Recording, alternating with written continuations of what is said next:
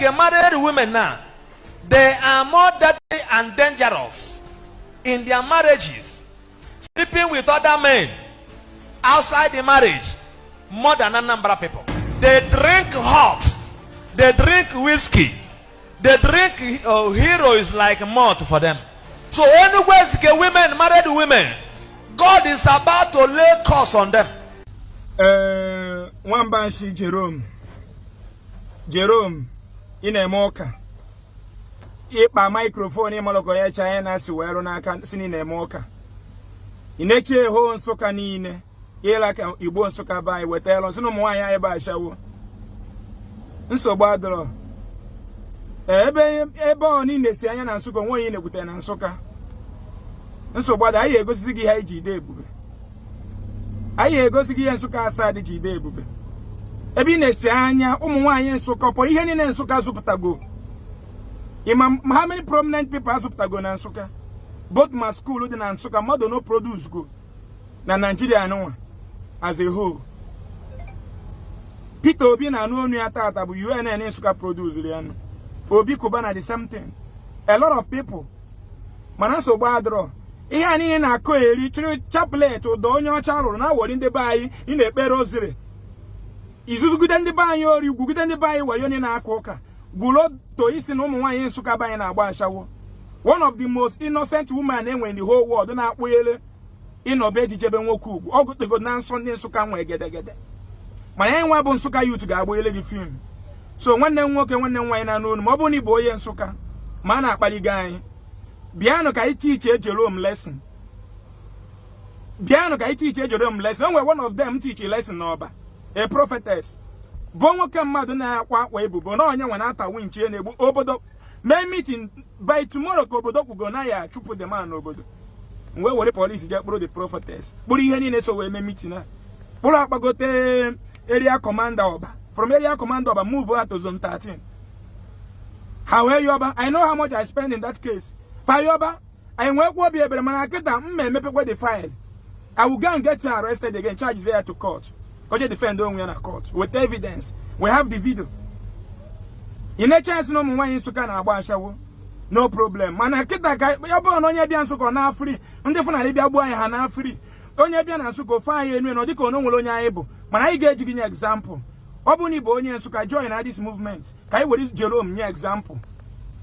And from this Jerome, can I teach you $1 lesson? Ka man Nsukka bu nnukwu obodo. Nsukka so na ndị bụ ndị Igbo n'obi.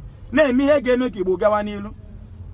Join anyị through this WhatsApp link in our ebe anụnwa. Click enya. Once n'ịbụ onye Nsukka, then the ihe gbasara Nsukka na-echugola. And ị chọrọ ọdịmma Nsukka na ọdịmma ndị Igbo. Join us this WhatsApp link. Join us through this WhatsApp link in our ebe anụnwa. Ihe abụrụ ogo ofu onye ga-anụ. Ka anyị pụta n'igwe. Chụọ onye ala anụnwa ọsọ. Na agbo ka nkata ihe azụ nwa afia ihe eme business anụ ofia ịma how many of us bụ Nsukka ka isi bido bụrụ ihe anyị bụ today ị na-aka ụka jobless man i wetara Nsukka ọnụ. Don't worry, Nsukka youth anyị ga-agba ele gị film. This is time for us to protect that territory Nsukka.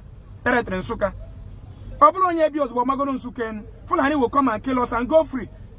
Onye bi ome bia yo diko no nwozi ayi dika ya dey kunzo for what when I with prominent people all over the world produce a lot of prominent people. People onye Nsukka no anywhere in the world. Join us in this WhatsApp link. Join us on this WhatsApp group. Let us fight this man. When look any example. Na nka na kpoku na elele. Jene bukocha mmani ne ndị nna anyị dobelu. Nke mere obodo ji dowa aso. Ụmụ nwaanyị Nsukka gbagodo n'iro ọnụ nwa bụ ndị ekpere ka osiri ya. Because na mmani ne ndị bayi do were ji asọ nsọ unu emebichego ha ncha mụọ ha ọkụ.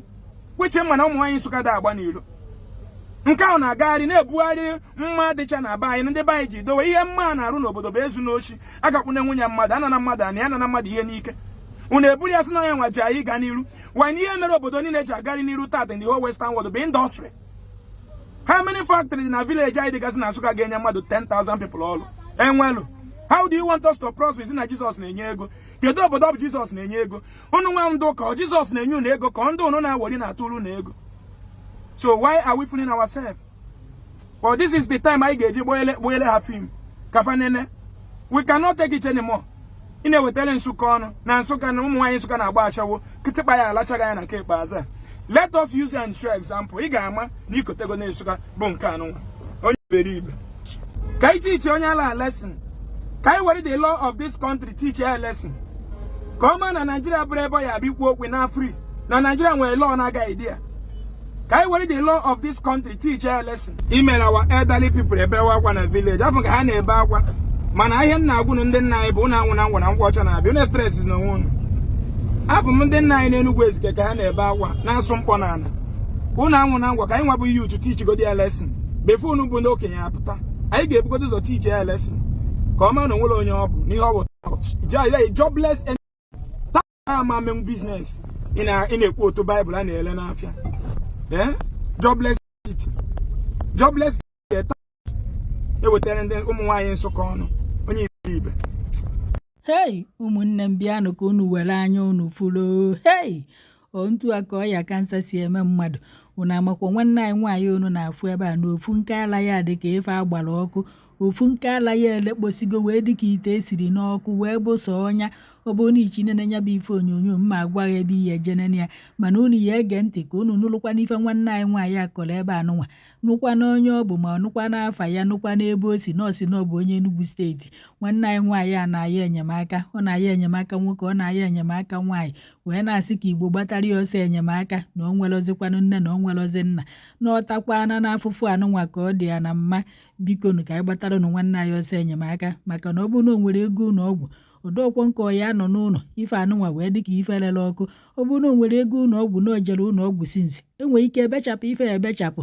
Ọbọzi nke na ọya anọ ndụ na-eje ọkụ mmụọ ọ nọrọ ndụ ife a na-afụ ya ka ọ fụgbuo wee were ohere a wee na-ayọ n'okpuru ọla ndị Igbo biko ọkwa nwanne gị ụdị ife okwu onye Enugu steeti biko na ya nọ n'Enugu steeti ụdị ife a na-eme nwanne ụnụ ọ na-ebe akwa arịrị na-achọ ka ọnwa n'oge ya erughị eru wee na-ayọkwa Zeus nna nwanne m biko nekwa nwanne nwaanyị biko gbatara ya ọsọ enyemaka biko nu ntụ ọbụla unu ya esi gbatara ya ọsọ enyemaka ka afụkwanụ na ya ebechapụ ya bụ ofu ala kpọrọ nkụ gbara ọkụ ka ọ na-ayakwa n'ofu na ife ofu egbukwana nwanne anyị nwaanyị unu na-afụ ebe a unu fụ ebe ọ na-ebe akwa unu fụ ka ala ya anụnwa dị mgbe tinye nwunye n'ihu akwụkwọ a maka ndị nwe ihu akwụkwọ anụnwa unu ya ege ntị ka unu n'ife okwuru ife anụnwa bụ akaụntụ nọmba nke anụnwa bụkwa na fon nọmba maka ndị chọrọ ịkpụ ya ka fa kọnfam nwa na onye nwa ka ọ n'ọhịa unu nwere ohere ime ife niile a biko na ọbụkwa nna onwe onye ma ya enyere ya aka biko kpọọ fon anụnwa maọbụ sendịala onye anụnwa ife onyonyo a ijekwa na Telegram ebe mma etinye nwanne anyị nwaanyị ebe ọ na-ebe akwa ebe o kpenyere akwa ya enu ka ala ya dị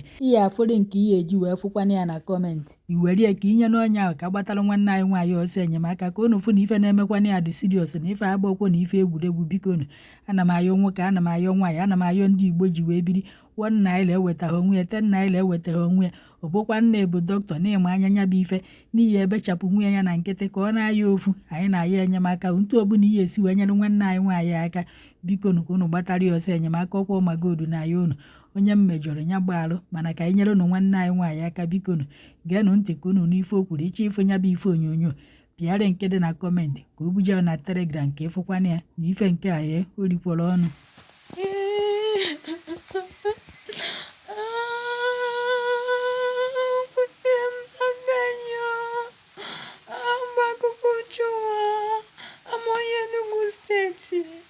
Since 2 years kana gabiga kanso